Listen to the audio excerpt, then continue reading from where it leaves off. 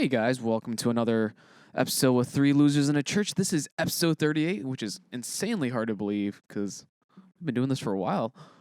So kind of to give you guys a little background on our next couple episodes, we're going to be doing a three-part series about what worship songs that we really enjoy. I guess we could just title it, worship songs. The first being with Tyler Page. So we're going to share a worship song, and each of us we're going to talk about why we really vibe or really enjoy this song. And Tyler's up first with The Heart of Worship. So Tyler, today we learned that Matt Redman is British. He's British. It's weird. I didn't know that for a long time, and then I watched an interview that he did with BBC. It's very good. Where I'm like, whoa, he's British. What? Because he doesn't sound British, but he is. So wow, crazy, right? But yeah, so I'm going to be talking about The Heart of Worship by Matt Redman. Interestingly, came out the year I was born, good old 1999. Wow. That hurts. I'm doing it to you guys. I was 4. That's wild. Chris, you were 9? Yeah, this is the only year that all three of us are in our 20s, we determined. Yes. That's shocking. Until February. Yeah. We got a couple more months, gents. So basically, we kind of wanted to just give what it means to us personally and kind of some takeaways from the song, as well as just kind of some memories and things that go along with it and why we, as Sam said, vibe well with it. I couldn't think of another word. No, it was very fitting. I liked it. Of course, I don't know. I was listening to the Matt Redman version of this song. So many people have covered it in so many different languages, partially because it's a well-known song and it's kind of old. But some of it's just that I am a sucker for electric piano, and Matt Redman, man, with that electric piano, oh, so good. As before we prepared for this, Chris and mostly I was just nerding out on this great song. That's like the electric piano sound. Oh, so good. There's a bunch of add 2 chords in there. It's prime. But yeah, so to kind of, I guess, start, there's a little bit of backstory behind Heart of Worship that Matt Redman talks about in a couple different interviews, where he was working at this church, and basically the pastor, for lack of a better word, challenged him to basically just take away all the technical equipment of worship, and they were going to come into a room and just use their voices to worship. And of course, Matt Redman being the music director was kind of wait, then what do I do, right? So he felt kind of out of place. And then through this church, through this experience of just leading worship with voices, this song kind of came out of it. And so that's what that opening line, when the music fades, all is stripped away. And kind of just how that experience with him, stripping everything away from the worship experience is, the reason he wrote it, but also such a powerful moment for him in his, music career. And so I think that line is probably one of the main reasons why I think that, simplicity is super important in worship songs. Chris and I argue on this a lot, but, and I don't mean simplicity and super simple, chord progressions, that kind of stuff, but just the level of openness and kind of repeating lines and that kind of stuff. For me, at least, I think is really valuable. But we've talked about it before. It gets irritating sometimes. And as a worship musician, you can only play, C so many times. Right. 1, 5, 4, 6. Yeah. In any order, really. Yeah. Mix those 4 chords up. And I'm not musically talented whatsoever. I was trying to think of how many songs you use just exclusively those 4 chords. There's a lot. Sometimes you get, the third minor in there. You don't know. Minor second. You get weird with it. But yeah, just the whole idea of simplicity when approaching worship, whether that be musically, right, where things aren't super complex and it's not about you, opposed to just your heart and your intent in actually leading worship, because a lot of times being a bass worship musician, you don't have this problem because no one's paying attention to you anyways. But when you're playing, I was kidding, goddamn.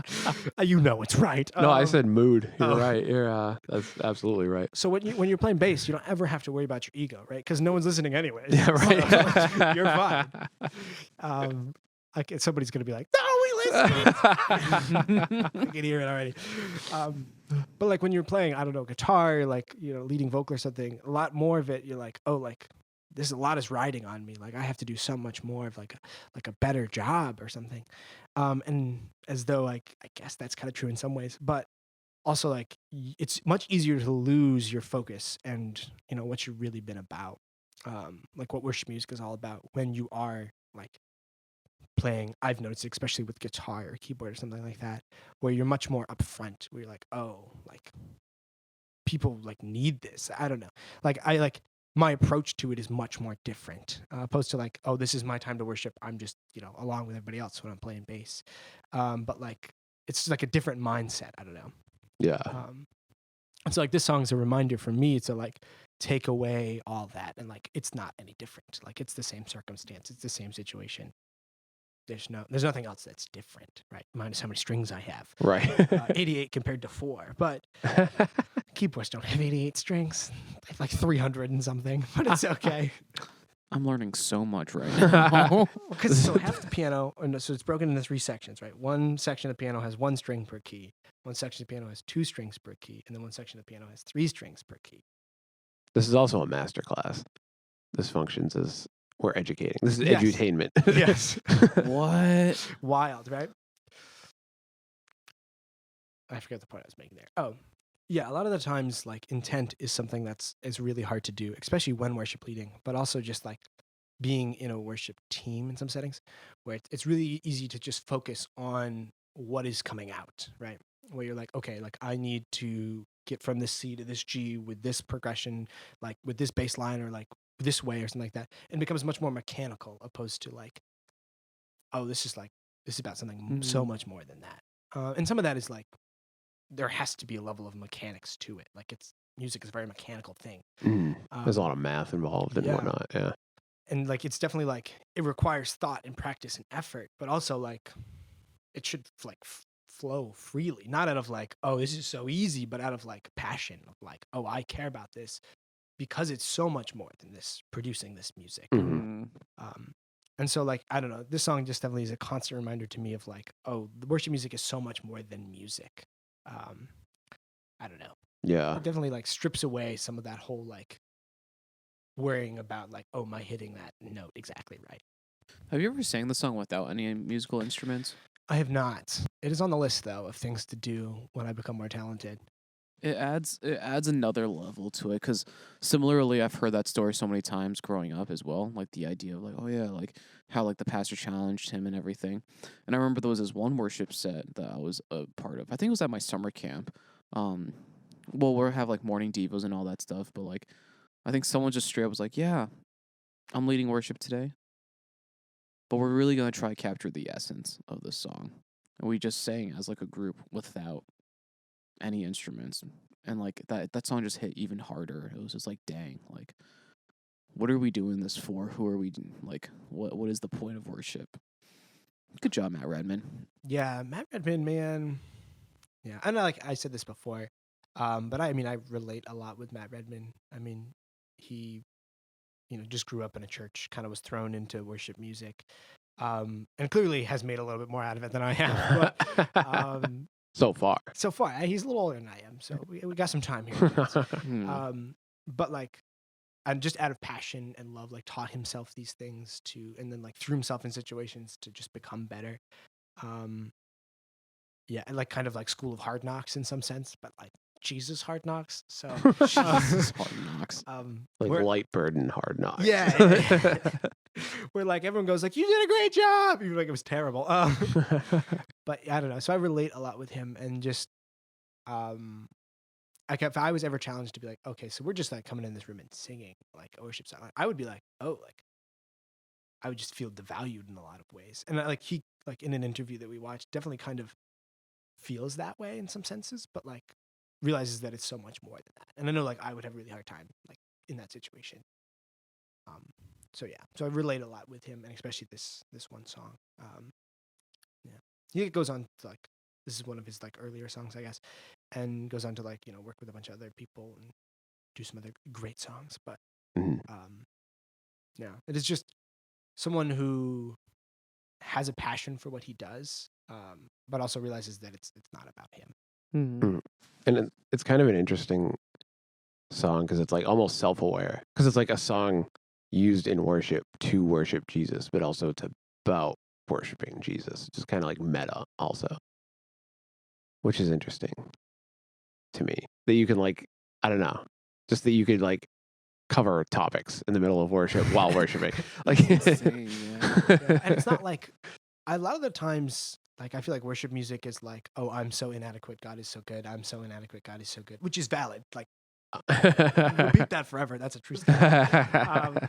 But I don't know. This is like convicting in some ways that I think a lot of the times worship music is not. Where it's like, oh, like wow, I'm really making like this is more convicting for worship people also. Like on stage, they're like, oh wow, this is I'm making this about me when it's really not. the performance and everything. Yeah, and so like if anything, like this song is definitely like a congregation worship song where people like, oh wow, I do really need to come back to the heart of worship. But like if anything, I think Matt Redman wrote this for himself more than anybody else, right? Of like, oh, like now I'm coming back. Right? yeah. And so it's very interesting. I think there's very few songs that fit that criteria where it's about, worship teams opposed to anything else. And it could be that like I'm just focusing on that one aspect of it. But Right. It hits different for you. yeah, It's for closer sure. to home. Yeah. I mean, I've never actually led a worship team, but when I was working with the choir and the orchestra, it was like I had a hard time worshiping in the moment on Sunday mornings. So I was like, is this in tune? Like, am I conducting well enough that the choir can follow me?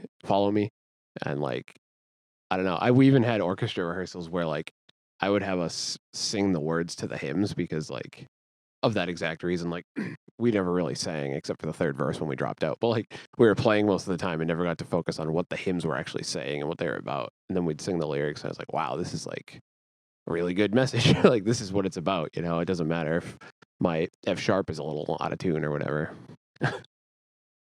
F sharps, man, they always get you. Right. And of course on the clarinet, that's like, an E flat basically. Or E Oh. natural rather. Transposing is my nightmare. How's that music degree treating you? Ooh, I've been transposing my whole life and I'm still bad at it. I just slap Sorry, a Sam. capo. I just slap a capo on it. It's like, oh, okay, hopefully I can play it now. Yeah, I tried capoing my clarinet. Didn't work. I was playing a worship set recently, and I sat down and put a capo on, and I was like, if there wasn't a capo, I'd actually have to learn how to play this thing. And see, I'm not about that. Dude, anytime I see like B minor, I'm like, nah, I'm bad at playing that chord. I'm capoing this. That's like me in any bar chord. I'm like, oh, there are bar chords involved. Okay, bye bye. Yeah, I can't do bar chord. But then again, I guess that's what Matt Redman's talking about. Like, it doesn't matter that I can't do bar chords because it's not what it's about. Good job looping back. Thank you, Chris. Of course, because like Matt Redman's talking about bar chords. Yeah, bar chords. Because like if it came down to it, if it was like church is happening and every musician didn't show up, here's a guitar, I'd like still do it, and it like wouldn't sound good, but like that's not the point, Yeah, I there's like many countless examples of stories people have told, and I haven't had one of these moments. But like this is the moments when I go like, I'm so jealous of this person because they're so much holier than I am. But like you can think of times where like someone's been like they've been involved in like they're in a congregation and there's a worship set that's like absolute train wreck.